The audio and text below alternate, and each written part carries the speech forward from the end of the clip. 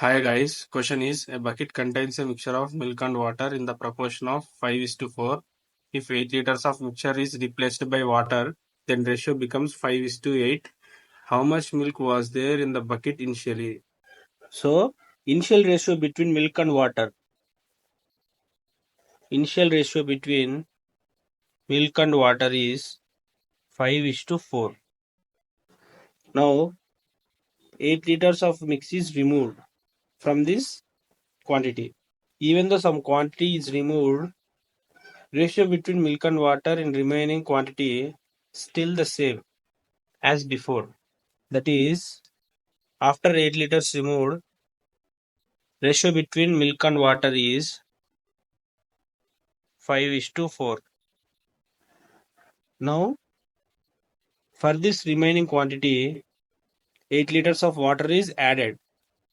Then the ratio between milk and water becomes 5:8. Now in this, milk quantity won't change and the water quantity is added.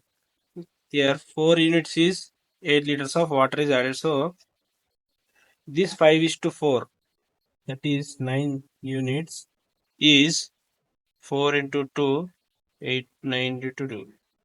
That is 18 liters. So this 18 liters is nothing but remaining quantity after initial 8 liters removal.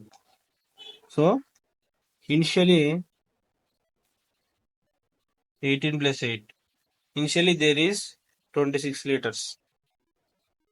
They are asking initial quantity of milk.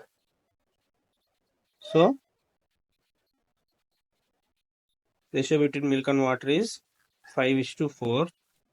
Now in this, milk quantity is 5 by 9 of 26 liters. That equal to 130 by 9 liters. Now initial quantity of milk is 130 by 9 liters. That's it guys.